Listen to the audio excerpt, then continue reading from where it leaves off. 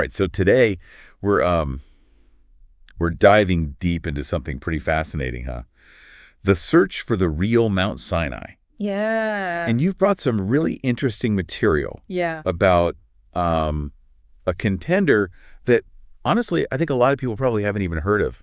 Yeah. Jabal al-Lawz in Saudi Arabia. Right. And from what I understand, there's quite a story here. I mean, we're talking a mountain they call the Almond Mountain, explorers getting arrested, possible connection to the parting of the Red Sea. That's right. Maybe even a cover-up. I mean, this is getting good. It is. Yeah, it's a compelling story. It's before we jump into Jabal al-Lawz itself, I think it's important to kind of lay the groundwork a little bit. Okay. About why is the location of Mount Sinai even debated in the first place? Right. You see, the traditional location, which is in the Sinai Peninsula, lacks definitive archaeological proof. Okay. And some scholars argue that the biblical descriptions better fit locations further east. Oh, interesting. And that's where these alternative locations like Jabal al-Lawz come into play. Okay, so basically what you're saying is the traditional spot, there's no smoking gun. Right. And the Bible itself might actually be pointing us in a different direction. That's correct. Okay. So that opens the door for, exploration and these daring researchers and their stories. Exactly. And maybe the most well-known among them is a guy named Ron Wyatt. Okay. Now, Ron Wyatt, he's been compared to Indiana Jones. Wow. Because of his multiple attempts to investigate Jabal al-Lawz back in the 1980s. And he even faced imprisonment by Saudi authorities. Wait, hold on. Imprisoned? Yeah. Okay. What was it about this mountain that made the Saudis, so protective? Well, Wyatt was convinced that he had found something truly remarkable and tried to alert the Saudis to its significance. Okay. Their response. They fenced off areas of the mountain and put up signs forbidding access. Oh, okay. So they were trying to keep something quiet. It seems that way. Talk about adding fuel to the mystery fire. It definitely raises questions. Yeah. And Wyatt wasn't the only one facing pushback. Okay. There was a researcher named David Fassold who even consulted with Apollo 15 astronaut James Irwin about the site. Okay. And Fassold was expelled from the country. Wow. And then you have Bob Cornuke and Larry Williams who they actually hiked to the summit of Jabal al-Lawz, becoming the first modern explorers to do so, only to be, you guessed it, arrested themselves. Oh, my goodness. They even wrote books about their experiences, which really helped bring this location to the public's attention. Okay, so we've got this mountain that's shrouded in secrecy. We got these explorers, risking it all to try to figure out what's going on here.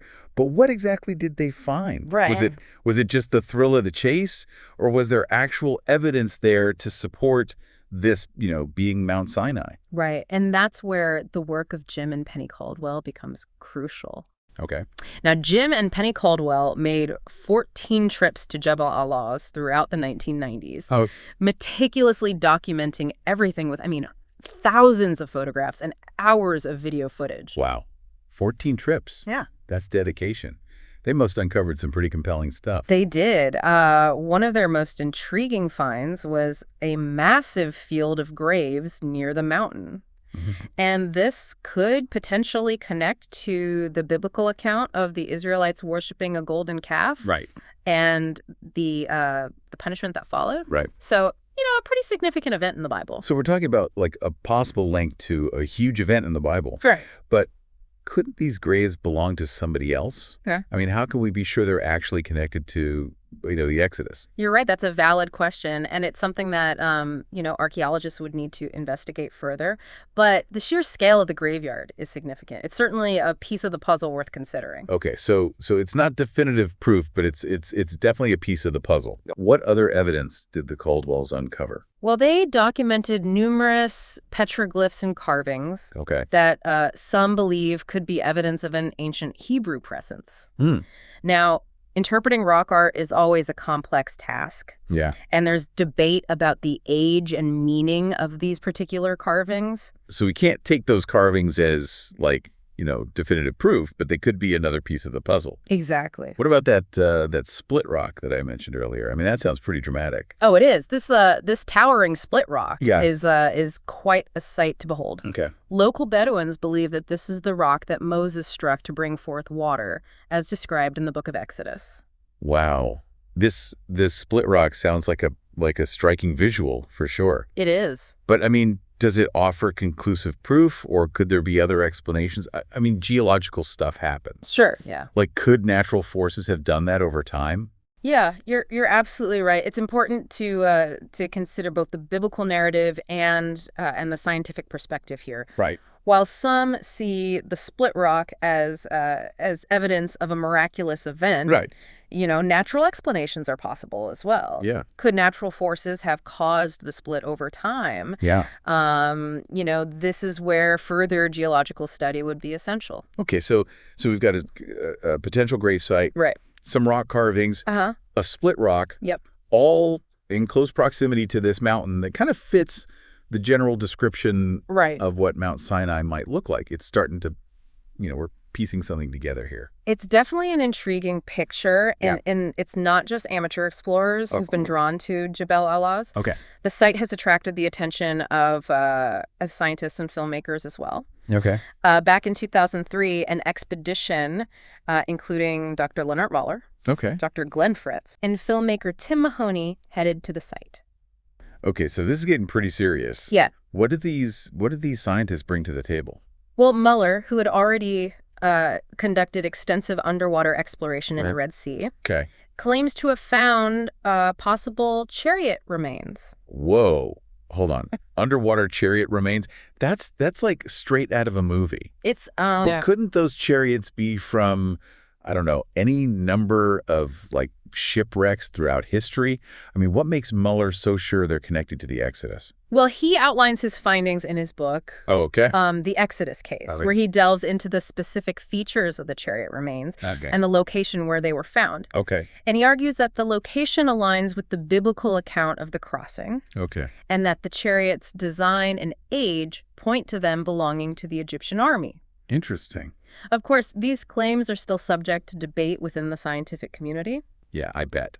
So we've got a potential connection to the Red Sea crossing, but more research is needed to really confirm these findings. Exactly. What about the other scientist, Dr. Glenn Fritz? Right. What was his area of expertise? Well, Fritz focused on the geography of the Red Sea crossing. His doctoral dissertation, The Lost Sea of the Exodus, examines potential crossing locations and argues that the Gulf of Aqaba, which is near Jabal al-Lawz, aligns best with the biblical description. Okay, so both Miller and Fritz are bringing their scientific expertise to bear on this question. One's looking at underwater evidence. The other one is looking at geographic data. It's fascinating how different fields can kind of come together to try to solve a mystery like this. But some might argue that these explorers and scientists and filmmakers are, they're letting their faith influence their research. How do we separate the genuine, scientific inquiry from the religious belief? That's a great point. When we're talking about a site like this. Yeah, you're absolutely right. It's important to approach this topic with a critical eye, considering both the evidence and the potential biases that might be at play. Healthy skepticism is always warranted. However, dismissing all the research solely on the basis of religious belief would also be intellectually dishonest. So I think the key here is to examine the methodology, the data, and the arguments presented, regardless of the researcher's background or beliefs. Okay, so we need to assess the research on its own merits, rather than just accepting it or rejecting it based on our own preconceived notions. Exactly. Okay, that makes sense. Now, you mentioned earlier that even a South Korean doctor had been drawn to Jabal al-Lawz. That's quite a diverse group of visitors. It is.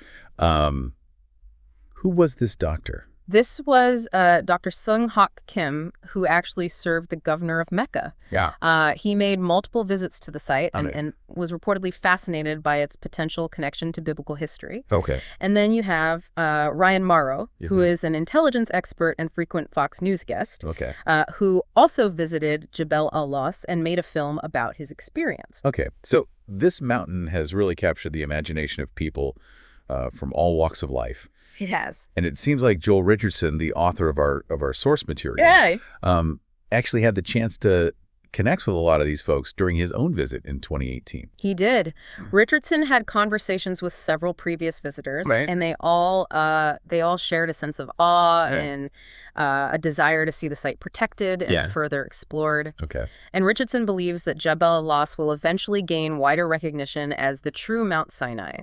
It really does feel like we're just kind of like scratching the surface of this story. Right. What are some of the key arguments that that support Richardson's belief? Well, starting with the mountain itself, Yeah. It matches the biblical description of Mount Sinai quite well. Okay. It's a blackened, desolate peak that towers over the surrounding landscape, just as the Bible describes. Okay, so the visual matches up. It does.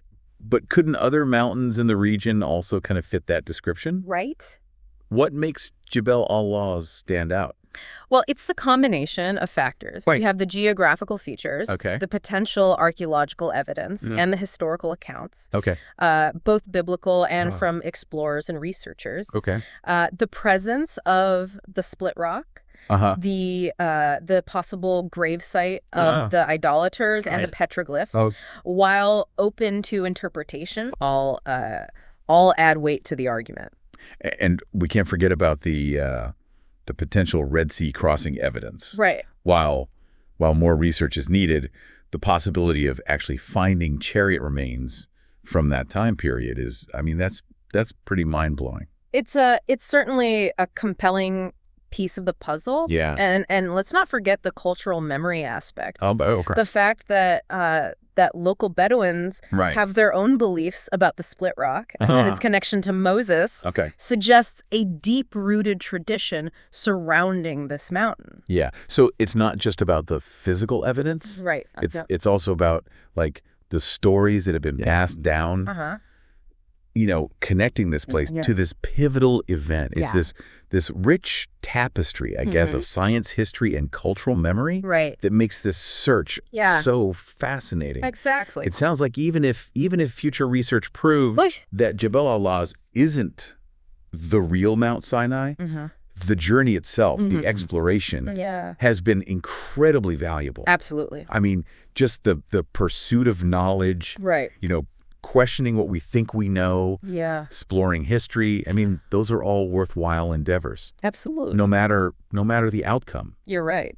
It's a reminder that there's still so much we don't know about the world. And the search for truth is often just as rewarding as actually finding it. That's right. But what if Jabal al-Lawz really is the place where Moses received the 10 Commandments? Right. What implications would that have for our understanding of history, religion, even ourselves? That's a profound question. Yeah. And it's one that that scholars and theologians have been grappling with for centuries. Yeah. I mean, imagine the impact such a discovery would have on interfaith dialogue, on our understanding of biblical history, and on the countless individuals who draw inspiration from the story of the Exodus. It's a lot to consider.